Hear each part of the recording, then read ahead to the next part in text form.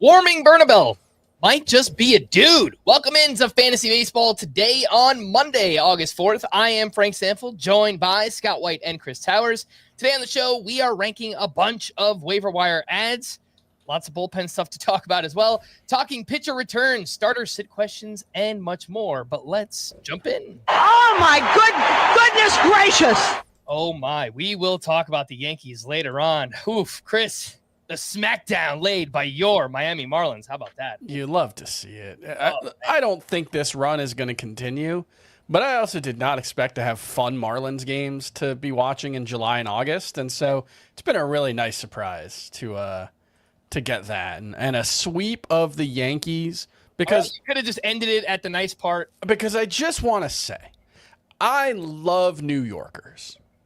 I have been to many Marlins Mets games at Citi Field, have never had a bad experience, have never had anyone say anything mean to me. It's great. Lovely. The New Yorkers who moved to Miami are some of the meanest people in America. They are so rude when they go to the games. And so that must have been a treat for the, 11 Marlins fans in attendance over the weekend. I think that was for like the minority of fans that were there.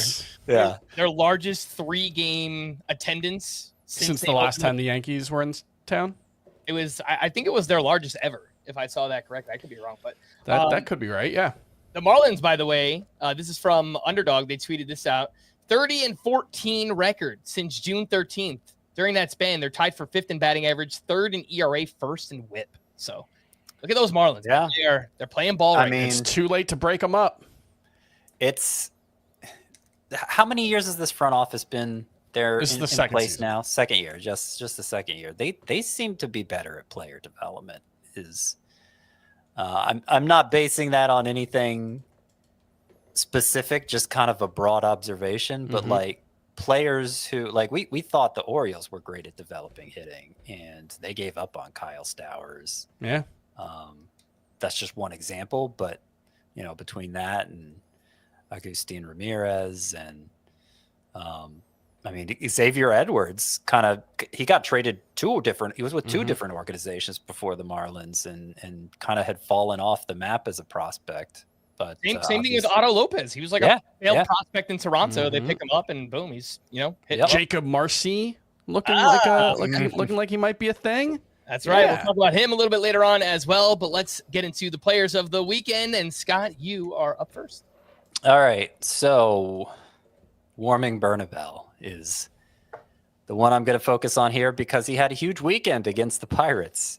Crazy series, that one. Friday's game, the most notable. Pirates led 9-0 in the first. I'm sorry. Yeah. Pirates led 9-0 in the first inning. Rockies ended up winning 17-16 on a walk-off home run, which wasn't Warming Bernabel's, but Warming Bernabel did hit a home run in that game. He had 4 hits, a home run, and a triple in Friday's game. Saturday's game, he had 3 hits and 2 doubles. At that point, he was batting .500 in his 7 games. Went 0-for-4 on Sunday. So there you go. First time he didn't have a hit in his major league career. Only a 7-hit weekend for Warming Bernabel. He's still batting .438. Curiously, he had his hardest hit ball so far in that over 4 game Sunday, and he actually hit that one ball really well, 108.1 miles per hour. But what makes, and pardon me for this warmed over take on Warming Bernabel because I've given it before, but I got to bring it up again since he had such a huge weekend. This was a guy, average exit velocity at AAA was 84.1 miles per hour. Yeah. Pathetic. Now he hit 301 there. He had an 806 OPS there. The slugging was, kind of so-so, but the numbers overall were pretty solid. They were pretty solid throughout his minor league career. Now he's come up and he's putting up great numbers, small sample, but 3 home runs already. He's had 3 batted balls. This whole 8-game sample with a bunch of hits, 3 batted balls over 100 miles per hour, and 2 of them were outs. So Like he's doing the same thing in the majors as he was in the minors. It's not what we would normally consider to be impactful contact. And yet he's productive. Now he doesn't strike out much at all. It's 12% at AAA. It's so far looks like about 10% in the majors. So that helps, but you still need to be able to hit the ball reasonably hard. Obviously, it's a great hitting environment in Coors Field, but you still need to be able to hit the ball with some authority, right? Like, how long can he maintain this charade? The one thing that makes me that makes me want to keep an open mind is because he was so productive in the minors, and I'm trying. It's the Pete Crow Armstrong example. Granted, Pete Crow Armstrong had a better prospect pedigree than Bernabel. I don't think Bernabel was ever a top 100 guy on a serious rank list, but he was a productive minor leaguer, and he was a name of sorts.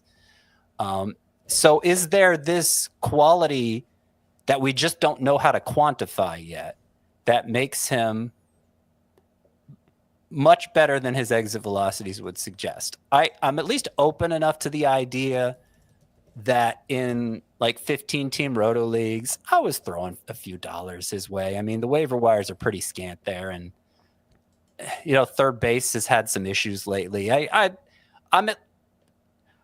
at least willing for a few fab dollars to see where this goes, but I wasn't prioritizing Bernabel over Andrew Vaughn. Certainly, like, there's a big gap between those two if I'm looking for a corner infielder. I remain mostly skeptical, but if somebody's going to let me have him for nothing, I'll see where it goes. There's maybe a little bit of Isaac Paredes in his game. He ran really high pull rates at AAA, well, throughout his minor league career, really, and early on in his major league career, he's doing the same. And the one thing, it's very early on in his career, so we can't say too much definitively from his underlying stats, but his bat speed is below average, and his swing length is above average. And those two things are usually correlated. The faster your swing is, generally the longer your swing is. But one big outlier there is Isaac Paredes, whose average bat speed is like 69 miles per hour. That's well below average. His swing length is actually one of the longest in baseball. And so that might be the key to, that approach that Isaac Paredes has of pulling a bunch of power. So maybe there's something there. It's a really small sample size. Bernabel didn't really run like extremely high home run to fly ball rates in the minors, so I don't know how much we can take from that. But that's the one thing that I see from his profile that does make me think maybe he has a chance of outrunning his mediocre to poor quality of contact metrics. It's an incredibly small sample size, only 8 games played so far, but a 36% pulled air percentage so far for Warming Bernabel. And in the minors, everything you said, Scott, was right. His average exit velocity was terrible. His max, 110.1 miles per hour. That gives you a little bit more optimism. And not bad. It's not great, but it's not bad. Fangraphs gave his upside for raw power a 55 grade. So it doesn't mean he's there yet, but that was kind of the expectation of the player that maybe he could become if everything works out. Again, that's Warming Bernabel. We'll rank some more first base names later on. You lost Jonathan Aranda. He also has third base eligibility, but Bernabel could be a nice little Jonathan Aranda replacement if you lost him this weekend. Chris, over to you for your player of the weekend. Blake Snell, and you might look at it and say, this wasn't a great start. He gave up 3 runs in 5 innings. It was a pretty good start, though. He had 19 swinging strikes on 86 pitches. He struck out 8 over 5 innings, and the 3 earned runs that he gave up, were they all on Yandy Diaz swings? Or were those both? Yeah, okay, they were both. All 3 runs were on Yandy Diaz swings, and Yandy Diaz had a 92.2 mile per hour home run. That was how hard he hit the ball. And a 93.5 mile per hour home run. Yeah. Home runs below 95 miles per hour are extremely rare. For some reason, the Statcast data is not working on one of them, but I had to, because it doesn't show out of how many parks. Yeah, it would have been a home run, and I was like, was this an inside the parker? I had to go looking for it. No, I think they're just it didn't work on that one, but the previous or the second home run would have only been a home run in 3 out of 30 parks. It traveled 341 feet. The other one was not hit much harder, was hit at the basically same launch angle. I assume it's going to be similar if they get that data, which is to say that Blake Snell struck out 8, walked none over 5 innings of work, and gave up 2 fluky home runs that had an XBA below 200 on each. This was a great start from Blake Snell. He's probably going to have that run over the next 2 months that tricks everyone into drafting him way too high next year, and we'll have to argue about it, and we won't be able to talk anyone out of it, but whatever. No, the point is, you're going to be very happy you have Blake Snell the rest of the way, as long as he stays healthy. Mm-hmm. He is only 34% started on CBS. Blake Snell, we're talking about here. Do you play him against the Blue Jays this week, who have the 6th highest WOBA against lefties and the lowest strikeout rate against left-handed this season? You start Blake Snell when he's healthy. Yep. Alrighty. Unless I'm just stacked in pitching, but it's rare. It's rare that I'd be stacked enough to sit him. All right, my player of the weekend is going to be Trevor Rogers, who took a tough luck loss at the Cubs, but man, he did it again. 8 innings of 1-run ball, 8 strikeouts to 0 walks, 13 whiffs on 88 pitches here for Trevor Rogers. The velocity remains up around 1.3 miles per hour on his fastball. He has turned in 5 straight quality starts, 2 in a row of 7+ innings, and we are 9 starts in with a 1.44 ERA, a .75 whip. And he somehow is not universally rostered, Trevor Rogers. He's 77% rostered. We might be getting to that point in the year where the roster rates kind of lag behind a little bit. People start to pay attention to football. Maybe they lose out a little bit in baseball and roster rates don't reflect everything. But, man, if there is anywhere out there, 10-team leagues, the shallowest formats, Trevor Rogers should be universally rostered at this point. It's hard to argue against that. I mean, we've talked about how the velocity is up, at least from last year, the swinging strike rate. I think it's still his best since his rookie season when he was close to must start in fantasy, I would say. I figured a start this good, 8 innings, a dominant outing against the Cubs, maybe the beat writer would push a little more for an explanation from Rogers. The best I could find was that he felt like he was just executing better. Specifically, he said keeping his fastballs where they're really effective up at the top of the zone. So that's the explanation. You go through the pitch by pitch. Okay, he added the sweeper. It's been very good for him. He throws it 7% of the time. His slider's been awesome, but his fastballs and his changeup, which he throws about 80% of the time combined, look pretty good, but not outrageously good in terms of the movement profile, and even the swinging strike rate is, on the changeup is 22%. That's pretty poor for a secondary, but he's just executing really well. All the fastballs are in the top third of the zone. All of the changeups are in the bottom third of the zone. He's just commanding really well. He's getting really good results. The control's been excellent. How sustainable is that? This is always the problem with guys who the tipping point for their profile is command, either good or bad, right? Because I'm thinking about Dylan Cease on the opposite side. Had a great start on Sunday. 9 strikeouts over 5 shutout innings, I think. His best start in a long time. And it's okay, he probably just pitched better than he normally does, or than he has for the past month or so. How sustainable is that? How it's simple, just pitch better, but that's really hard to do. And so I if you're asking me if I think Trevor Rogers is, obviously he's not a 1.44 ERA pitcher the rest of the way, but his xERA is 3.28.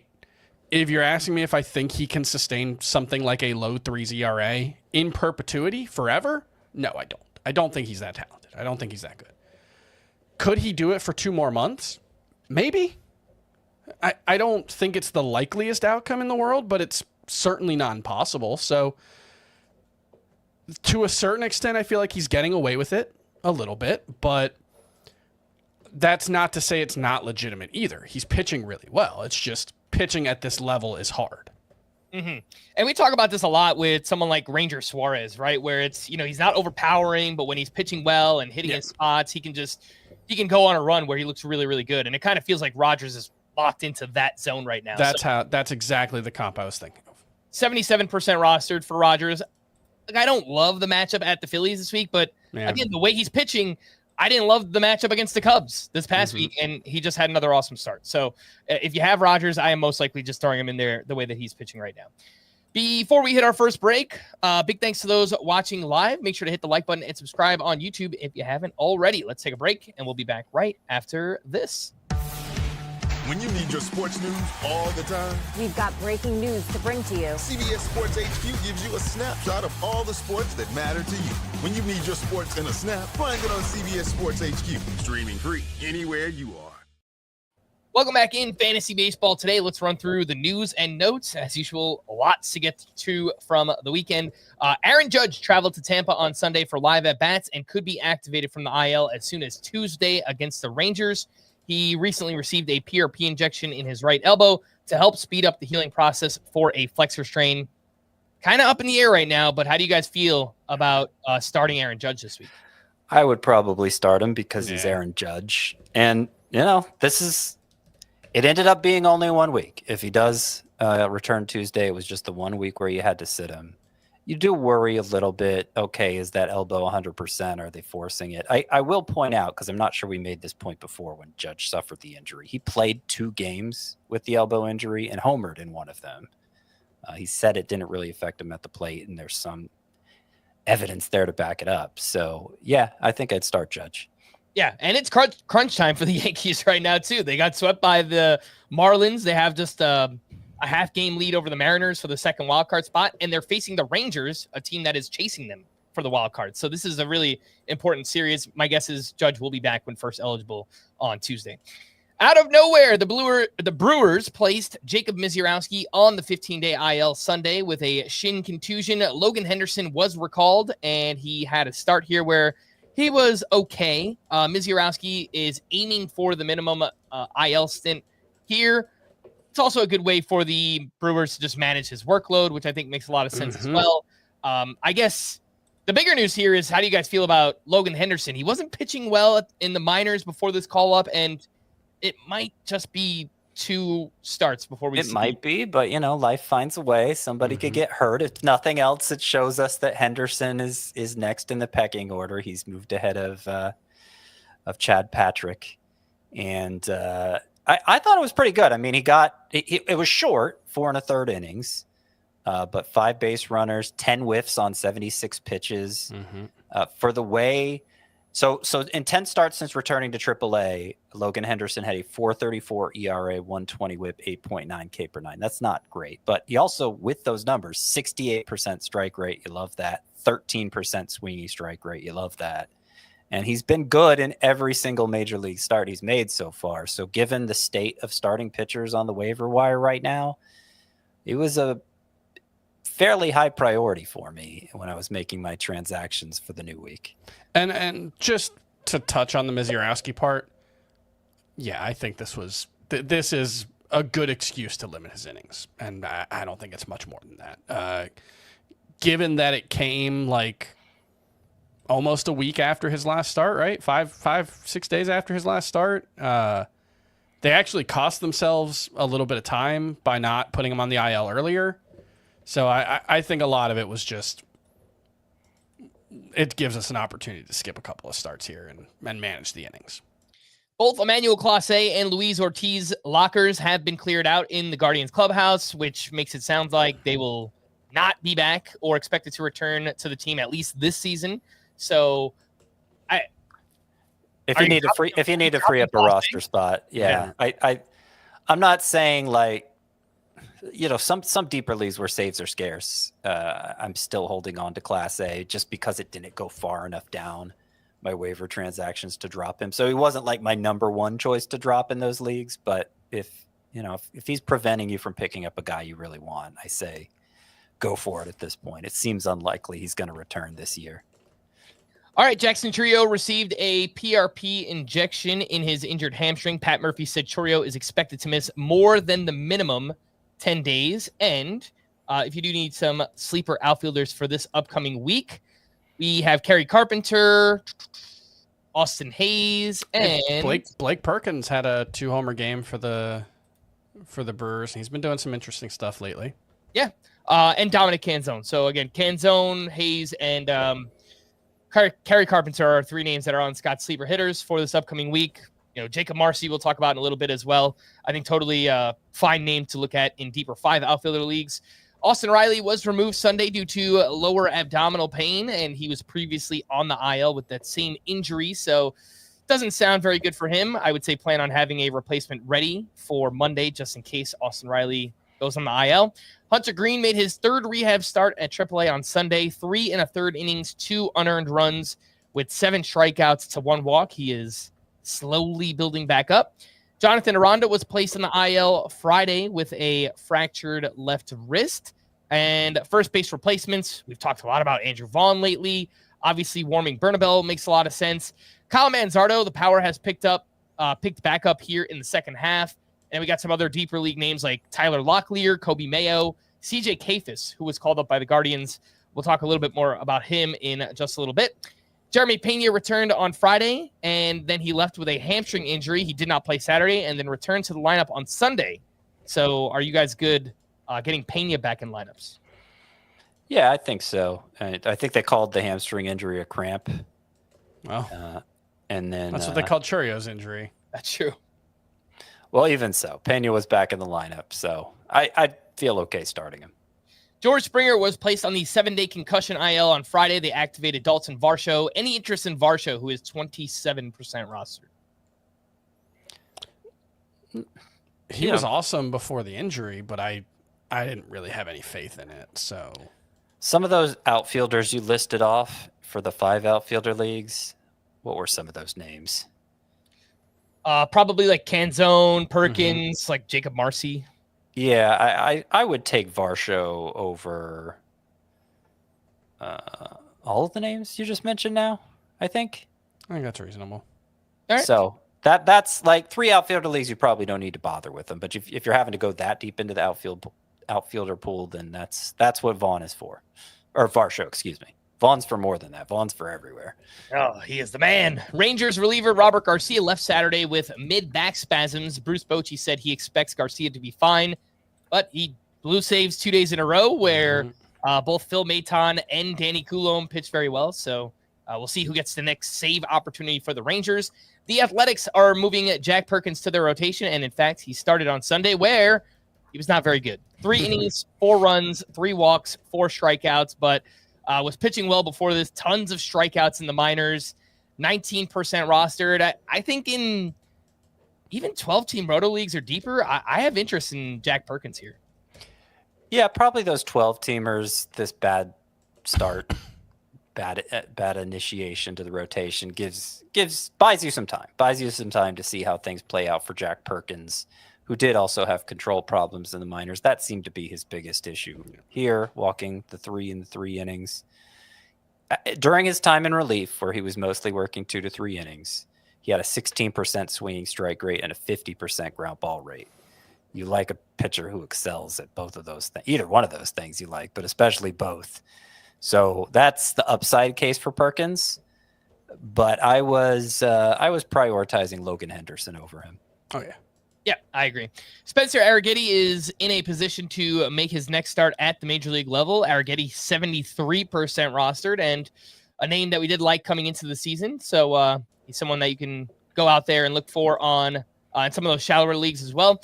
The Padres activated Nestor Cortez from the IL and optioned Randy Vasquez back to AAA. Tommy Edman was removed from Sunday's game after re-aggravating his right ankle injury, and it sounds like he is going on the IL. And Max Muncy could return on Monday. So if you're holding on to Muncy, assuming he's all good back in the lineup, then you can probably go ahead and start Max Muncy as well. I think he went – didn't I see he went 5 for 5 in his last minor league game? The power of the glasses hasn't worn off.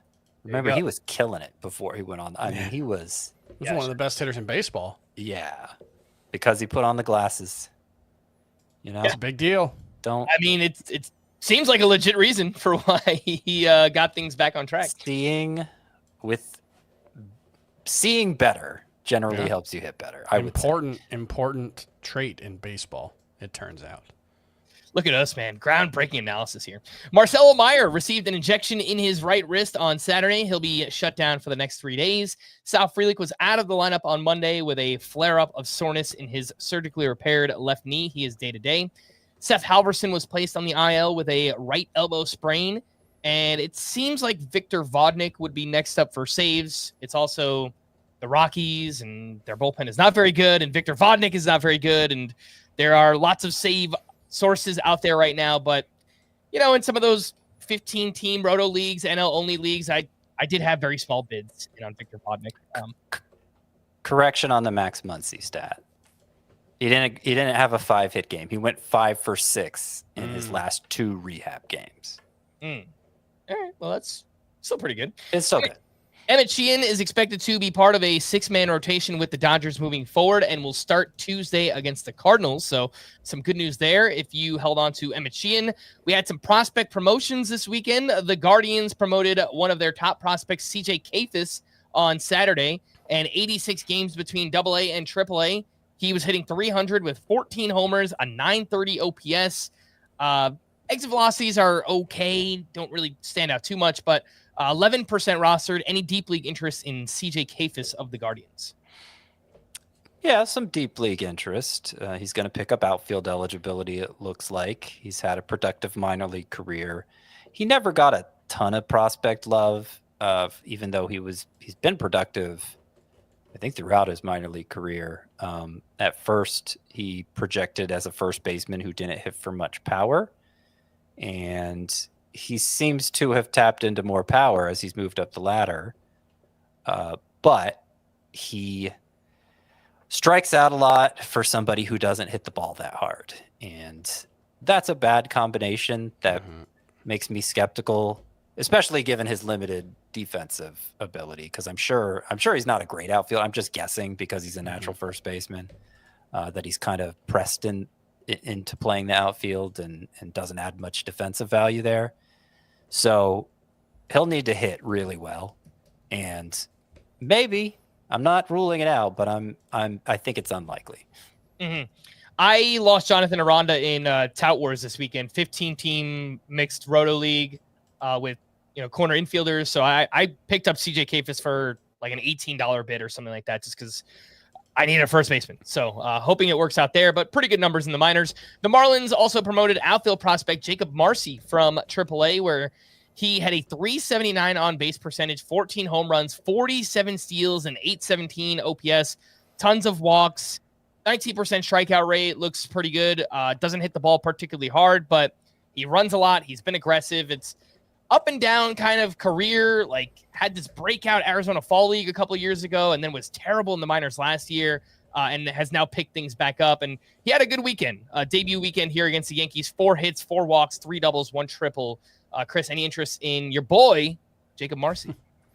It's a weird profile because there's some power here, but he's not a power hitter. His best skill is getting on base. He walked 80 times in 120 games at AAA, had a 377 OBP despite only hitting 252. That's really hard to do if pitchers don't think that you're a power threat. And so I think the primary thing that Jacob Marcy is going to bring to the table is speed. And if he can keep drawing walks at the major league level, I think he should be pretty useful in roto leagues. It's just, our pitcher's just going to pound the zone and bet him to dare him to beat them. That would be my concern. So it's not a can't miss prospect pedigree, but there's some speed here for sure. And I did see a few kind of, not overly aggressive, but like I think a $38 bid in Tout Wars for Jacob Marcy. Again, that's a 15-teamer with 5 outfielders. That's their season. Yeah. And go ahead, Scott. I think we should probably be at least as interested in Marcy as we are in Alan Roden, who we again expressed optimism for when he was traded to the Twins, and he's been in the lineup since then. The batted ball data is better for Roden in the minors, but they're both great at getting on base. Marcy brings that speed element, and he's actually performing. It's been 3 games, but he's looked more ready for this challenge than Roden has, frankly. Mm-hmm. Yeah, he went for $68 in my TGFBI league, which is also 15-team roto. So some, I don't know, decently aggressive bids here on Jacob Marcy. The Athletics called up pitching prospect Luis Morales, but he is expected to pitch out of the bullpen. Speaking of prospects, the Orioles could promote Samuel Basallo and Dylan Beavers at some point this season, and the Cubs optioned Moises Ballesteros back to AAA on Friday. More rehab updates. Shane Bieber made what could be his final rehab start on Sunday. He allowed 2 earned runs over 5 innings, striking out 6. He built up to 62 pitches. Bryce Miller made his first rehab start at AAA on Friday. He threw 4 scoreless innings. He allowed just 1 hit with 0 walks and struck out 6. I didn't obviously watch highlights of this game or anything, but just based on the line, this kind of feels like one of Bryce Miller's best starts of the year. So I don't have high expectations, but he was really good last year. So we'll see. Michael King also made his first rehab start at AAA on Sunday. He allowed 6 runs over 3 1/3 innings, 2 homers allowed, but it was his first time pitching in a game since May. So perhaps we just give Michael King a pass here, his first rehab start. The White Sox recalled Curtis Mead on Sunday. He was acquired from the Rays and should get some playing time here down the stretch. Tanner Houck will undergo Tommy John surgery. He'll obviously miss the rest of this season and likely most of next season as well. And some other players who went on the IL this weekend: Nolan Arenado with a right shoulder strain, Miguel Vargas with a left oblique injury, Evan Carter with back spasms, and Kirby Yates with some lower back pain. And with that, Chris, I'll hand it over to you. Dog of the weekend. Well, I want to make one more point before we get to that. Bryce Miller's velocity was way up in that start, 96.4 mile per hour average fastball velocity.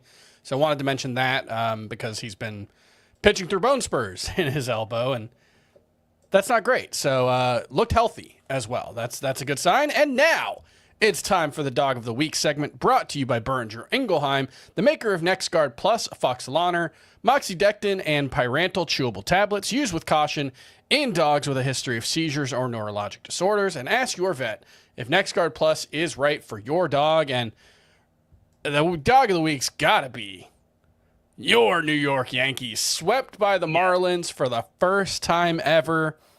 They traded for, Jake Bird, David Bednar, and Camilo Doval. They all come in their first game with the new squad. Everyone's excited. We got the best bullpen of all time.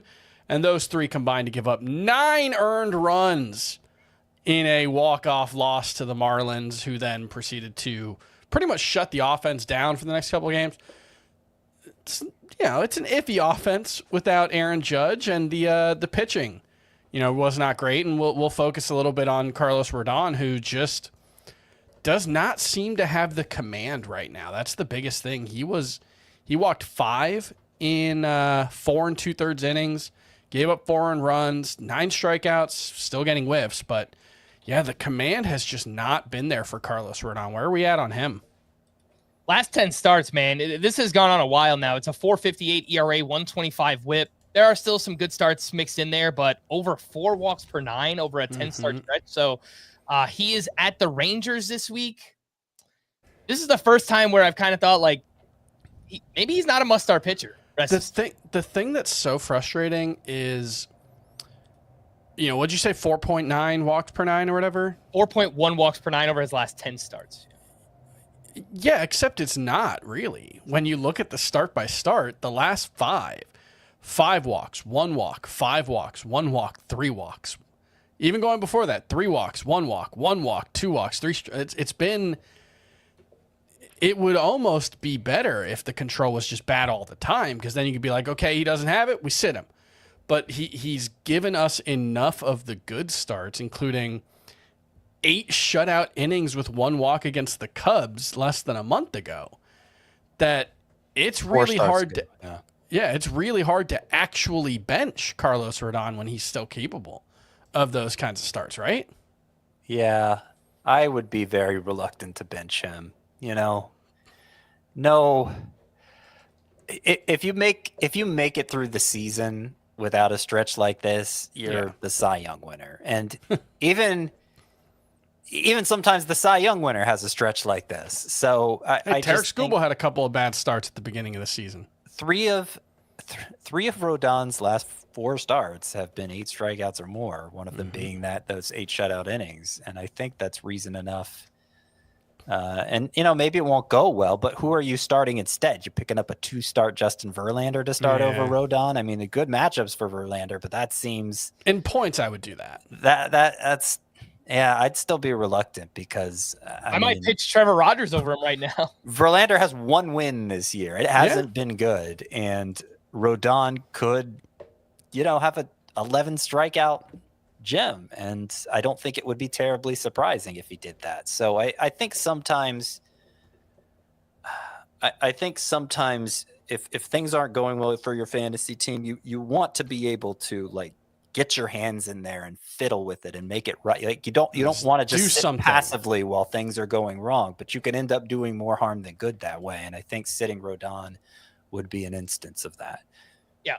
And this Yankee weekend, by the way, total karma for me making fun of the Astros last week, right? Like the trash can banger beer. It's like, don't worry, the Yankees are getting home soon. Myself. Yeah.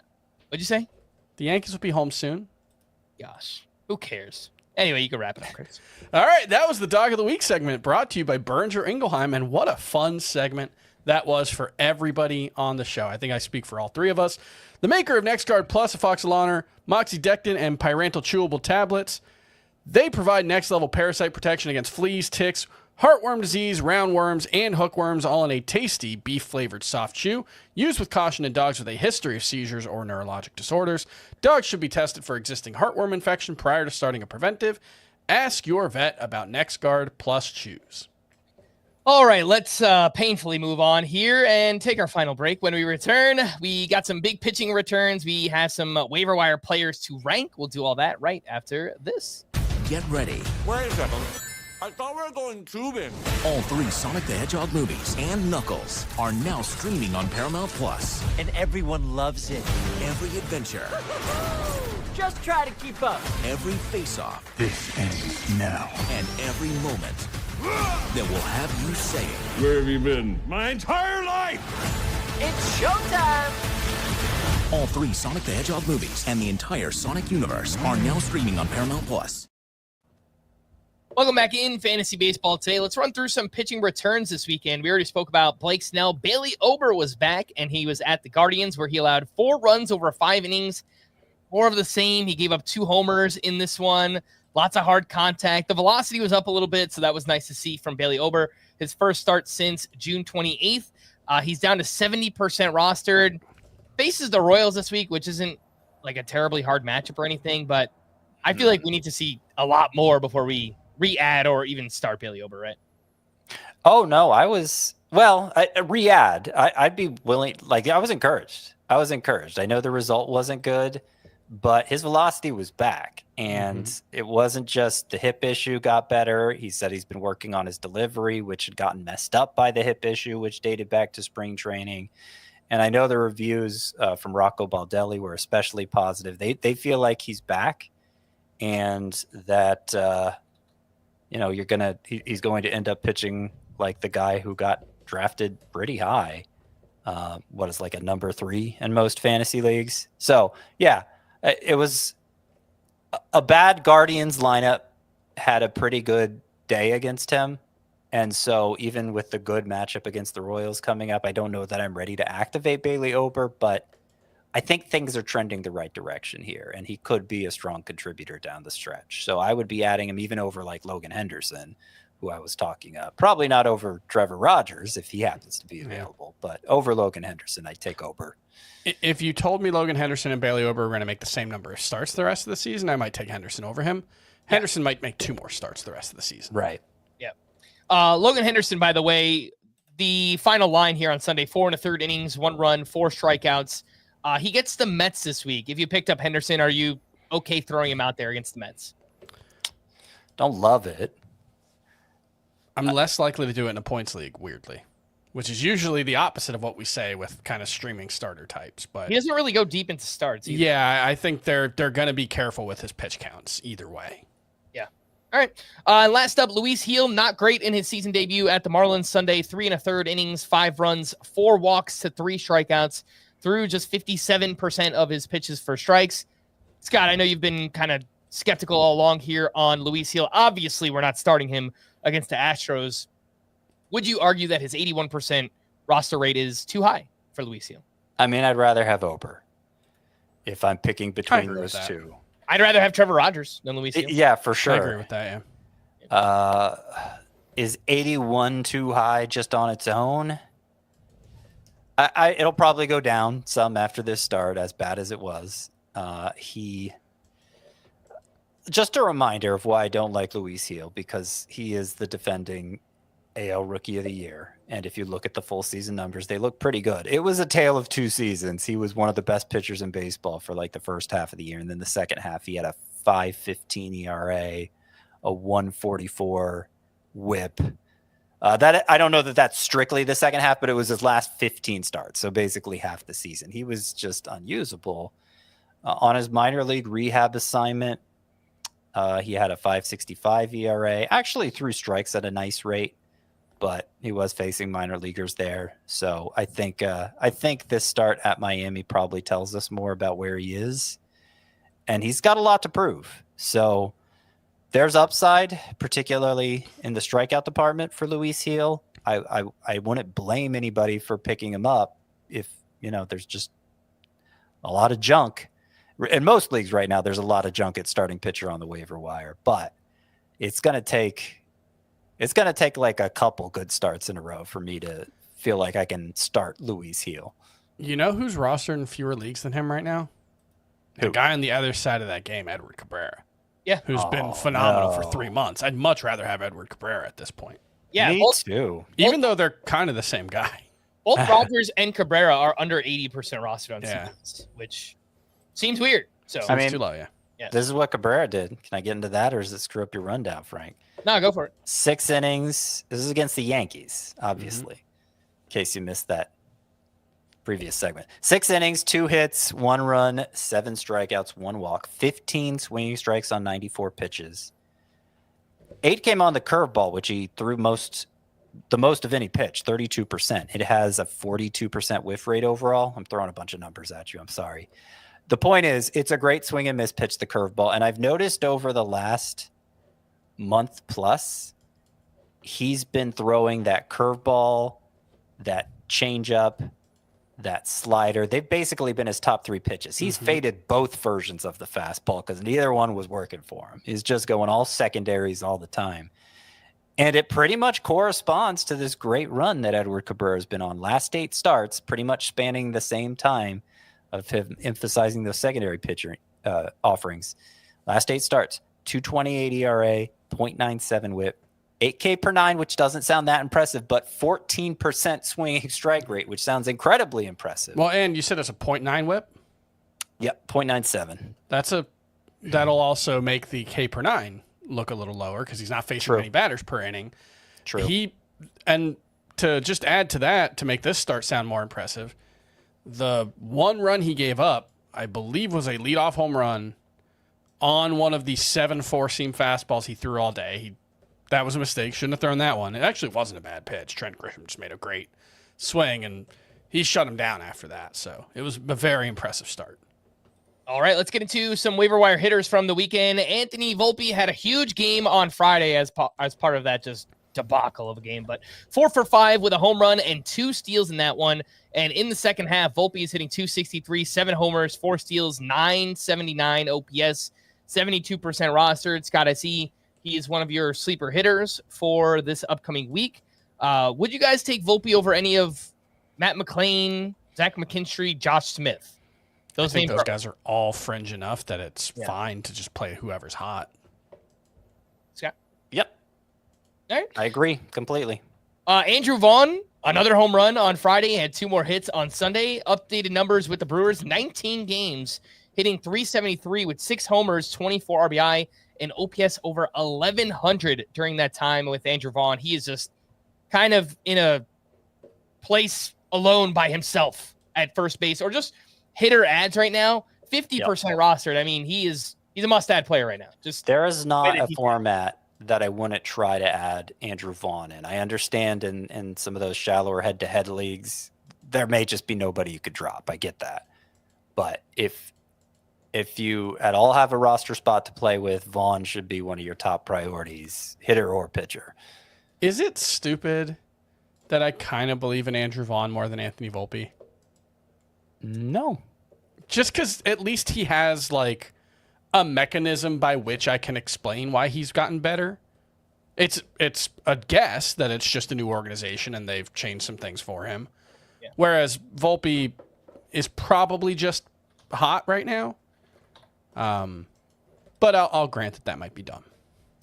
Well, I mean, Andrew Vaughn throughout his career has shown the ability to hit the ball harder than Volpe. Oh, yeah. Volpe's hitting the ball the hardest he ever has this year, but with a very low pull air rate. So it's kind of that's kind of dragging down the exit velocities, at least in terms of how they play out.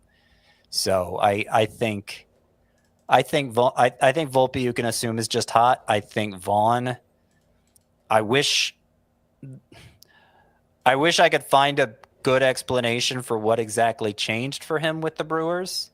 Yeah. But given that he was an elite hitting talent coming out of college, sped to the majors very quickly, I think it's likely that the White Sox just failed him. And the Brewers are tapping into the talent that was always there. I don't really buy into this Volpe hot streak either, but I will just point out his StatCast data in the second half so far, 92.5 average exit velocity, 20% barrel rate, and 59% hard hit. So, look, his defense, which doesn't really matter to us in fantasy, has been really bad, but he's turned the bat around. He's hitting the ball really hard again. Warming Bernabel, who we spoke about. How would you guys rank these four kind of deep league corner infield ads? Bernabel, Kobe Mayo, Tyler Locklear, and CJ Kafis, who we talked about. I think I'd go Mayo. Who was the third name? Sorry. Locklear? Locklear, yeah. I think I'd go Mayo, Bernabel, Locklear, Kafis. I would change a few things there. So I'd go Bernabel number one, just because there's going to be the most competition for him. And I don't have, it's not like any of these pickups are foolproof, right? So Bernabel number one, and then I would go Locklear number two. I was encouraged on Sunday for Locklear. He had 2 hits, but most of all, he attempted 2 steals. Succeeded on one, failed on the other. And that was a part of his minor league game that I wasn't sure at all. Like I kind of assumed it wouldn't translate to the majors, but attempting 2 steals in your first 3 games is a good sign that it will, that Locklear will continue to make that a priority. And then Mayo third and whoever else fourth. TJ Kafis. Yep. Yeah. 2 outfielders who are right around 50% rostered. It was a nice weekend for Trent Grisham. He homered on Friday, had a steal on Saturday, and then homered again on Sunday. In the second half, he has 4 homers, 1 steal, 897 OPS. And big weekend for Jordan Beck, who went 2 for 3 with a sock and a shoe on Saturday, hit another home run on Sunday. Who do you guys like more between Trent Grisham and Jordan Beck? I think they're both basically must start in 5 outfielder leagues, but I give Beck a slight edge just because Grisham still sits sometimes. And you would expect that to pick up with Judge likely back this week. Yeah, it does throw a wrench in things, man, because Judge has to DH, and Stanton is hitting the ball really well right now. And I think they'll throw him in the outfield a couple of times a week, but that just adds another name because then, Bellinger, Dominguez, and also Grisham. So there's just not enough places. Too many mouths to feed here with the Yankees lineup. Colson Montgomery. You know what? I have a theory. Maybe he was just bored in the minors because, man, he is on fire. 2 more home runs this weekend, 25 games with the White Sox, hitting 259, 7 homers, 23 RBI, 861 OPS. There's some underlying plate discipline stuff that's still very scary. The swinging strike rate is very high. Zone contact has actually improved a little bit since he's been up, but man, he is mashing home runs right now. Max exit velocities look interesting. 43% roster for Colson Montgomery, third base and shortstop eligibility. Is it just all 12-team roto leagues or deeper where you think Montgomery needs to be rostered? Yeah, I mean, he's other than Andrew Vaughn, none of those other corner infielders we've talked about, I would be rostering over Montgomery at this point. I will point out, struck out twice, 3 games in a row now. So maybe it's starting to creep up to where the problems we saw from him at AAA with striking out. If I could just lean on somebody else's wisdom here. So Scott Merkin has been a White Sox beat writer for 23 years. And back at the start of July, which was before Montgomery being called up was even a possibility, right? It was even being discussed. He tweeted out, "I've held to the fact that Colson will take off once he gets that major league chance. This is a guy who has excelled on the biggest stages of his whole career," which kind of lends credence to your point there, Frank, that maybe he was. I do think there were some mechanical issues that he had cleaned up when they sent him down to rookie ball earlier this year. I'm not denying that, but maybe there is some element of he just kind of biding his time until he reached. One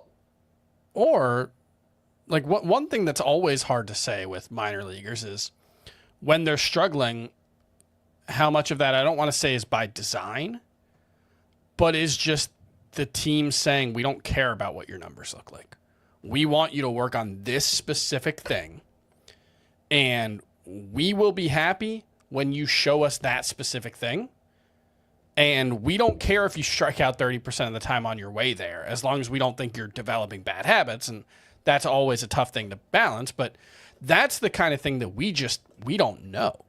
And then you get the human element in there where if guys are working on things they're not comfortable with and they struggle, does that take them down? There's a lot that goes into prospect development that we can't know about. And so I can't say for certain that that's what's happened with Colson Montgomery, but I'm open to the possibility that he was bad because they had him working on specific things. Remember, he got really hot. It was 4 homers in the 5 games before he got called up or something.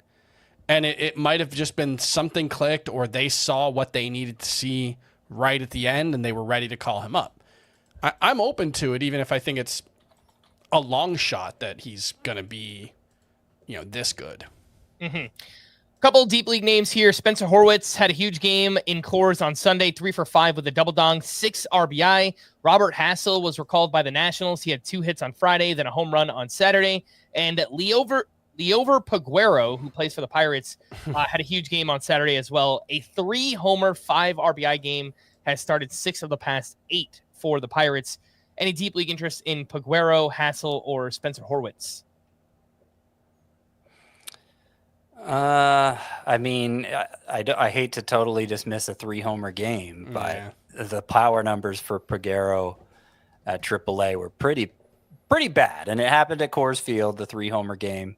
Horwitz has been pretty hot for a while. He was one of my sleeper hitters for this week. I was feeling bad about that call until his huge game Sunday, but nonetheless, over his past, let me see if I can find the numbers, past 11 games, 395, 3 homers, 4 doubles for Horwitz, who had stretches of usefulness last year. I do think it's just a deep league play, but it's probably the most interesting of these 3. And if I could correct myself on Colson Montgomery, I said that tweet from Scott Merkin was July 3rd. That was when Montgomery was called up. So he was predicting good things for him on the day he was called up. Waiver wire pitchers, let's rank some names here. We spoke about Trevor Rogers and Edward Cabrera. Max Scherzer had another good start, 6 innings, 1 run, 5 strikeouts to 0 walks. And Michael Wacha, a great start at the Blue Jays, 8 innings, 1 run, 5 strikeouts to 0 walks for him. How would you guys rank Wacha, Scherzer, Cabrera, and Trevor Rogers? I'd go Cabrera, Rogers. I think there's a gap. Then I'd go Wacha, Scherzer. I'd take Rogers, Would I take Rogers over Cabrera? No. Would I? No. All right, fine. I won't. I won't. We'll make it unanimous between two people. All right. Are you guys seeking Logan Henderson over any of those names? I think Scherzer and Walker are iffy enough that I might be willing to just roll the dice on the upside of Henderson, but I'd rather have Rogers and Cabrera. Mm-hmm. Yep. All right. Next group includes Brady Singer, who dominated the Braves, 6 shutout innings with 10 strikeouts. Clayton Kershaw looked good at Tampa Bay, 6 shutout with 3 strikeouts for him. Cade Horton has been solid lately, 5 shutout innings with 3 strikeouts. He was limited to just 71 pitches in this start. That was a season low. And Charlie Morton looked great in his Tigers debut. He was at the Phillies, 6 innings, 1 run, 6 strikeouts with 15 whiffs on 84 pitches. How would you guys rank this group? Charlie Morton, Cade Horton, Clayton Kershaw, and Brady Singer. I think Brady Singer has the best matchups of the 4. His next start is at Pittsburgh. And I don't think I care about any of these 4 beyond whatever their next matchup is. So Morton gets the Angels. Not bad. Yeah, I would go Singer, Morton, Horton, and Kershaw. Horton. Here's a who. Something like that. You just gotta hear. It's just a rhyme. I'm just laughing at a rhyme. Yeah. Some deep That's all league, it is. Deep league names here. Braves pitching prospect Hurston Waldrop pitched well in bulk relief against the Reds on Sunday. 5 2/3 innings, 1 run, 4 strikeouts for him. Was looking much better in the minors recently, but he also was sent back to AAA already. So, not much utility there. Aaron Savali had a great outing at the Angels, 6 1/3 shutout with 8 strikeouts. He gets the Guardians this week. And Carson Wisenhunt looked much better in his second start at the Mets, 5 1/3, 2 runs allowed with 4 strikeouts. He gets the Nationals this week. Any deep league interest in Wisenhunt, Aaron Savali, or Hurston Waldrop? If you really need to stream someone this week, I don't think Savale is such a bad choice. So 3 straight scoreless outings, at least 6 strikeouts in each of them.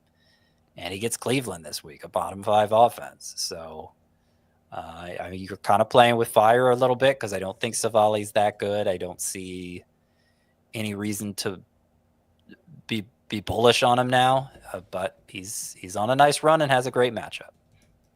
I want to be excited about Carson Wisenhunt because I love a good changeup, and he's got a very good one. I don't really see it, like either at the minor league level or what he's done in his couple of starts. I don't think he's been that impressive. So I know people who know prospects better than me like him, but I have not been terribly impressed, even though he does have a good matchup this week versus Washington. I think there's some lingering prospect shine there from 2 years ago. Mm-hmm. It's been pretty rough for Wisenhunt since he got to AAA. Yeah. Mm-hmm. Just hasn't shown the ability to get both strikeouts and not give up a lot of walks. He's been able to do one or the other, but not at the same time. Starter sit these pitchers this week. Jack Flaherty had a great outing at the Phillies, and that's 2 quality starts in a row. 12 innings, 1 run, 14 strikeouts. Are you using Jack Flaherty home against the Twins this week? Absolutely. Yeah. He's only 62% started, so that's dropped down quite a bit. I was not planning on writing about Flaherty, and then I was reading Nick Pollock's roundup from the other day, and his next 3 starts are versus the Twins, at the White Sox, at the Twins. I go ahead and start Jack Flaherty the next 3 starts. I mean, I think he's been good enough to start anyway. I feel like reports of Flaherty's demise have been greatly exaggerated. I know the ERA is high, but you got to look beyond ERA, people. It's 2025. I hear you on that. I mean, I guess with forecasting forward, but as someone who has Flaherty rostered in a lot of leagues, it's been hard to get through, man. Yeah. I mean, his ERA has been north of 4.50 for a large majority of the season now. So, I mean, I totally get why people have, maybe been worried about him, but he's looked better recently and he's got an 11K per 9. So obviously that's really good. Gavin Williams pitched very well against the Twins, 6 shutout innings with 8 strikeouts for him. Last 5 starts, 1.80 ERA and a 1.03 whip here for Gavin Williams. Are you using him at the Mets this week?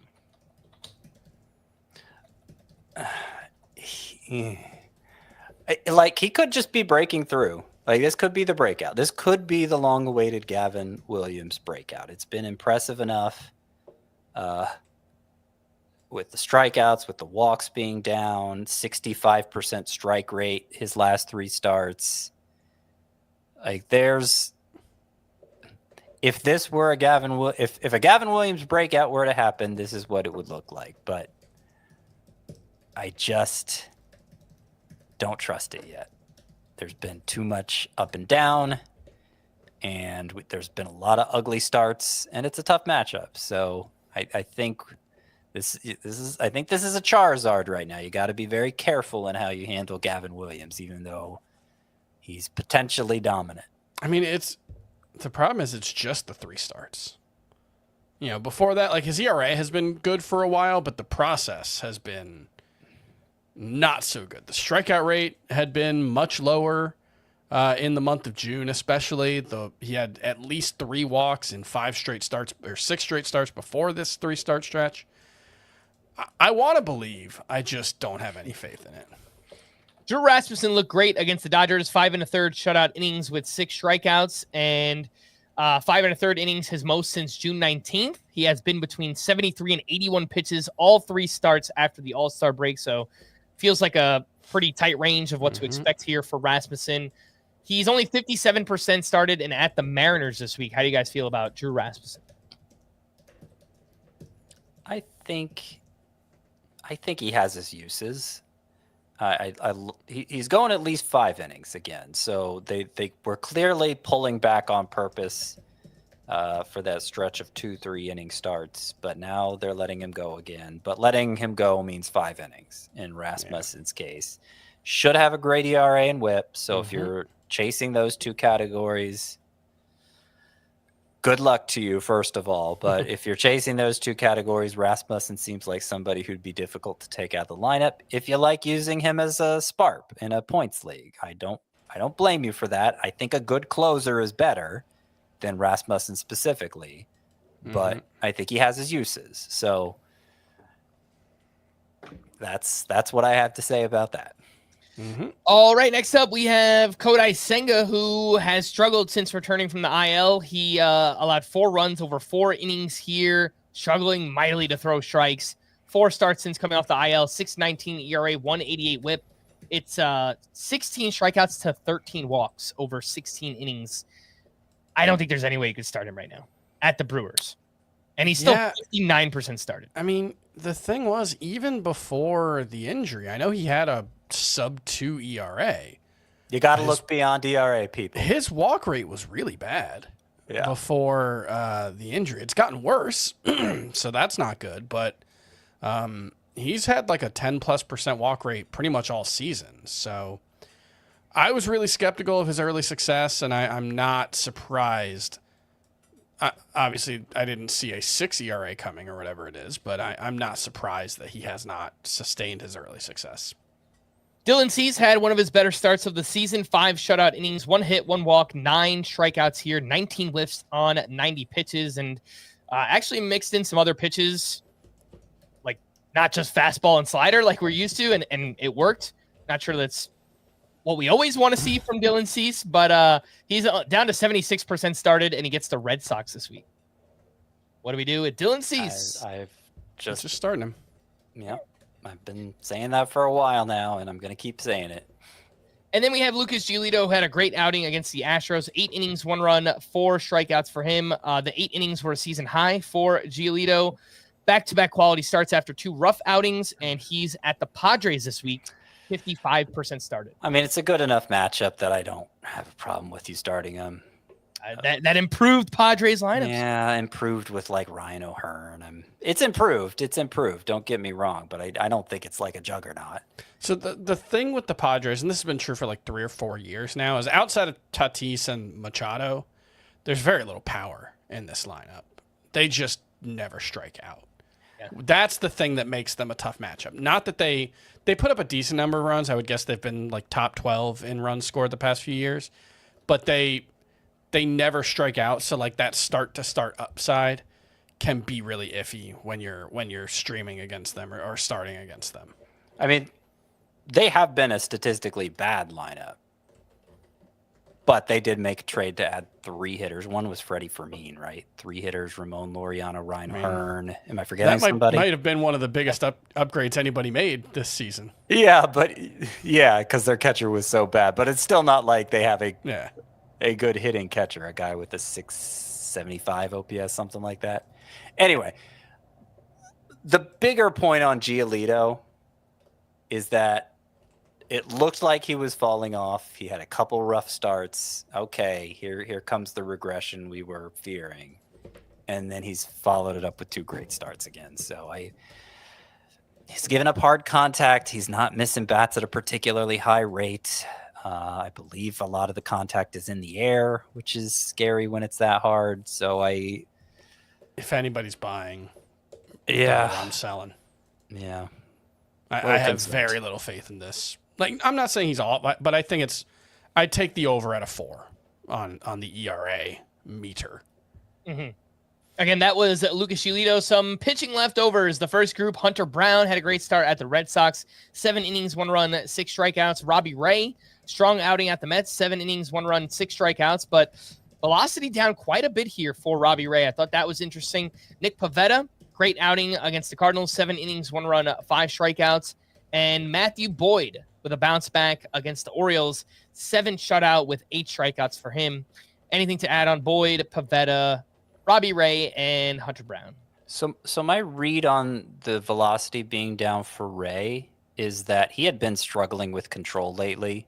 Previous 3 starts, 5.4 walks per 9, just a 60% strike rate.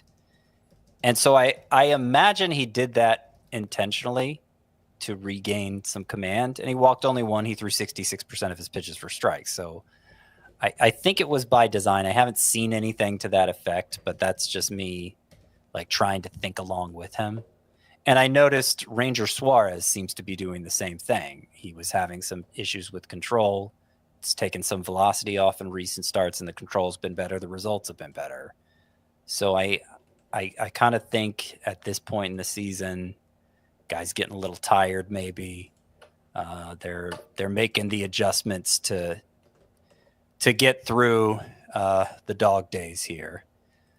So I'm not worried about Robbie Ray, long story short. All right, next that has been awesome, by the way. I don't know. Yeah. That's probably worth mentioning, too, is just how good he's been lately.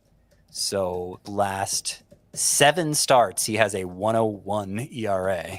101 ERA, 0.67 whip, just over a strikeout per inning. Mm-hmm. 7 starts. Again, that was Nick Pivetta that we were just talking about. Part 2 here of pitching leftovers. Brandon Woodruff continues to pitch well, this time at the Nationals. 6 innings, 2 runs allowed with 8 strikeouts.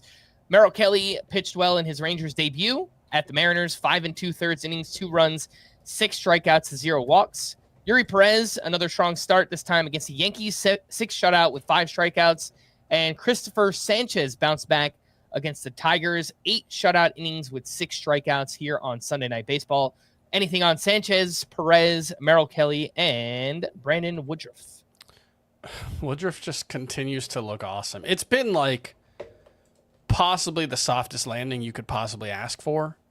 I know the Marlins have been better lately, but Marlins twice, Nationals twice, and then the Mariners in Seattle are his 5 matchups so far. But you still got to pitch, and these are major league hitters. You've still got to get out, and I'm chalking this one up as maybe my biggest whiff of the year on Brandon Woodruff, honestly. And if you had told me that he was going to come out here throwing 2 miles per hour, 2.5 miles per hour, lower than he did last season, I would have banged the drum even harder than I was, and I would have been even more wrong. So it's remarkable what he's doing with significantly diminished velocity. I don't know how sustainable it will ultimately prove to be, but he looks phenomenal right now, and I feel dumb for doubting him. Mm-hmm. And again, that was Brandon Woodruff. Some hitting leftovers. William Contreras had him another big game on Friday, 5 for 7 with his 9th home run. He had multiple hits in 4 straight at that point. Salvador Perez continues his tear. 2 more home runs this weekend. In the second half, he's got 7 homers and an OPS over 1,100. Trevor Story continues to rake. He had a steal on Friday, a homer on Saturday, 2 more hits on Sunday. Last 48 games for Story, he's hitting .310, 11 homers, 9 steals, and OPS over 900 during that time. Big revenge weekend for Agustin Ramirez, who was traded for Jazz Chisholm last year. He had 2 steals on Friday. He had 2 homers on Saturday. He's up to 17 home runs, 5 steals, 751 OPS for Ramirez. Shea Langoliers continues to rake as well in the second half, hitting .407, 7 home runs, and a 1302 OPS.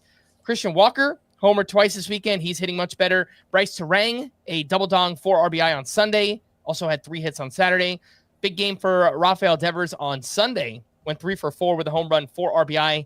Hopefully this could be just kind of a launching point here for Devers. He's been so bad since going over to the Giants.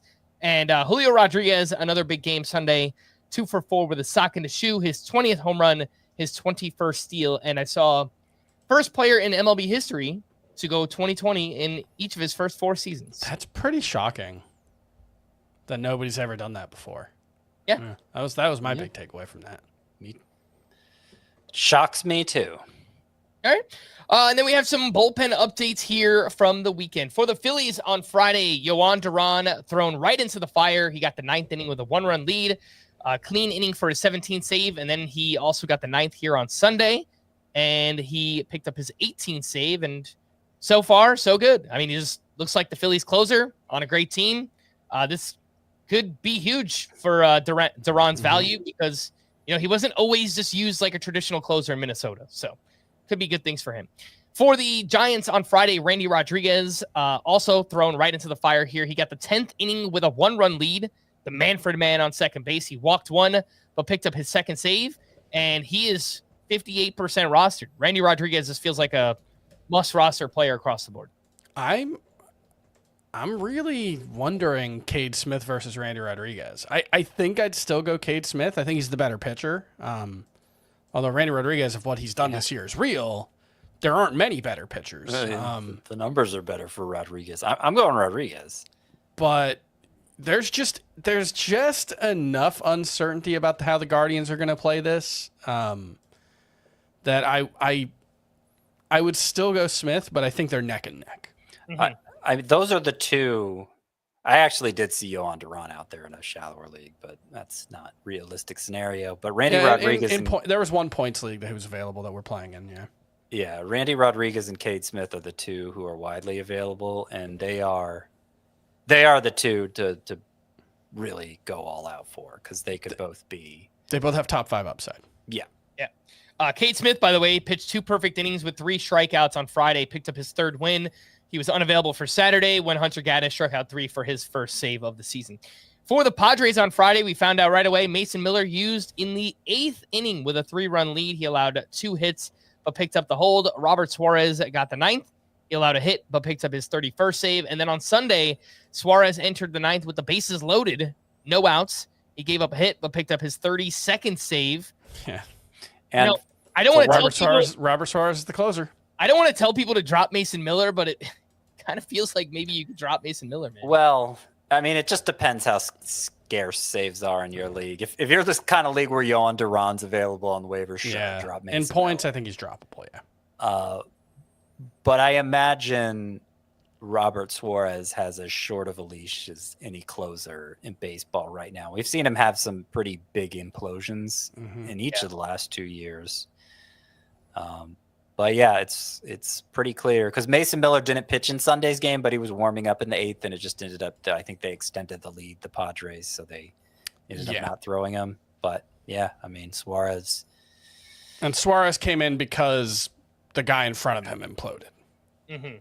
So that stinks. It turns out Mason Miller was the biggest loser of the draft for fantasy baseball. Wait until we have to argue about where to rank him as a starter next year, though. Yeah, I'm a little skeptical of that, but anyway, props to Frank for making that call. Yeah. Yep. For the Athletics on Friday, Sean Newcomb got the 9th inning with a 4-run lead. He walked 1 and struck out 1, but he did close it out And then on Sunday, with the team down 2 runs, Sean Newcomb pitched in the 8th, and then it was Michael Kelly who pitched in the 9th and gave up a run there.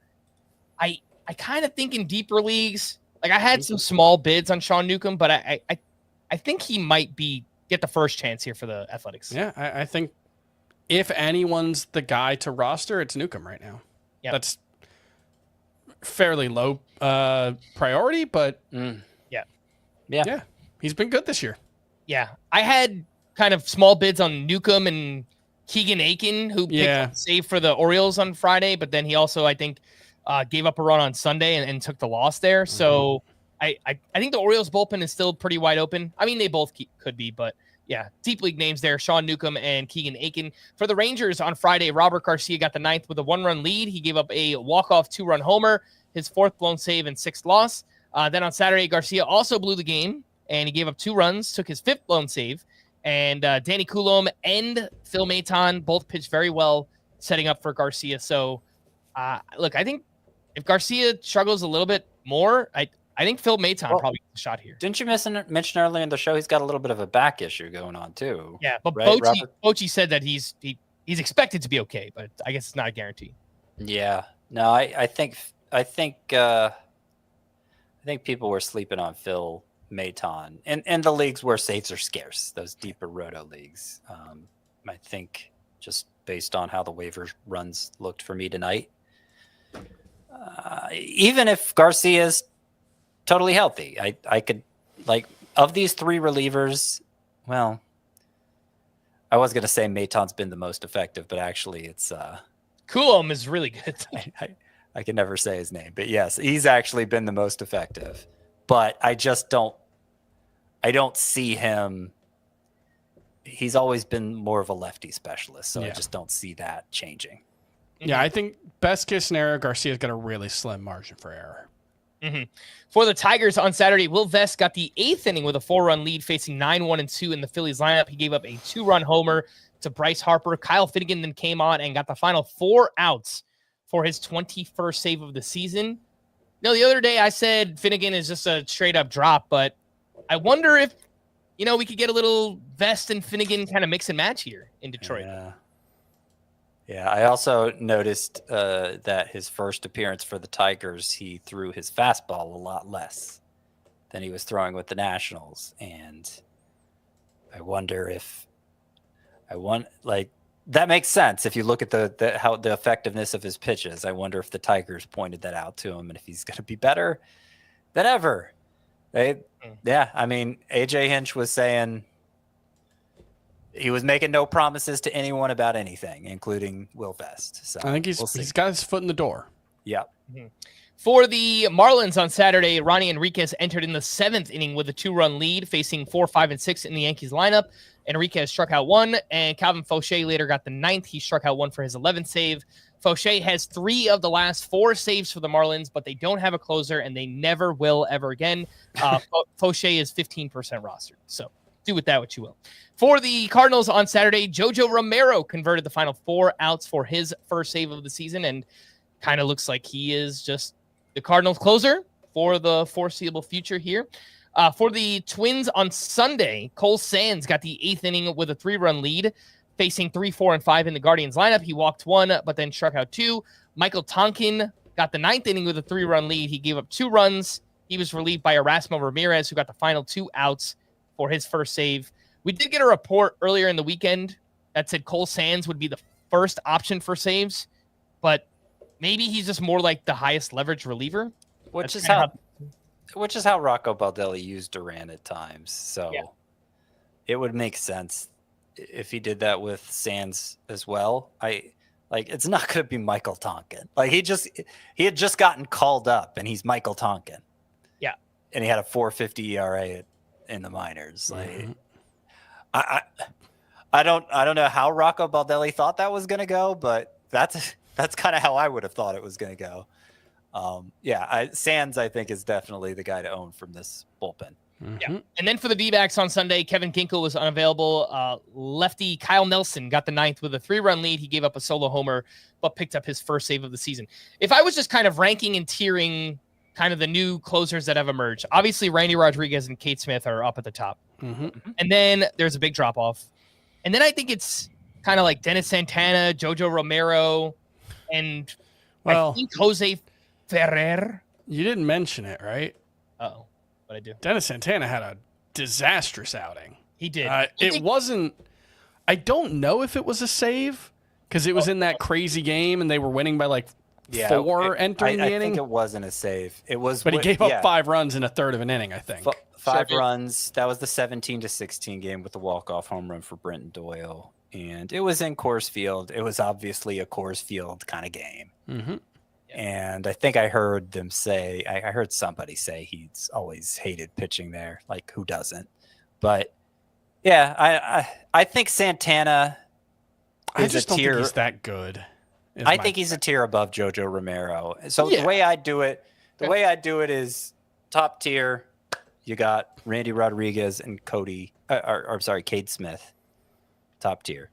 Tier below that, you got Dennis Santana. Tier below that, you got Jojo Romero and Cole Sands. Tier below that, you got Ferrer, who may not even be worth the trouble. Yeah. I'd put Sean Newcomb not in the last tier, but the second to last tier. Okay. Yeah, if we're counting him, it's just not as certain with him as it is for Romero and Sands, I think. And then I guess, I don't know, Keegan Aiken. I'm still surprised they haven't given Yennier Cano a longer look. I know he's struggled this season, but he has some save experience. He did pitch the 8th inning in their save this weekend, so he could be next up. Yeah, and Aiken struggling on Sunday. We'll see.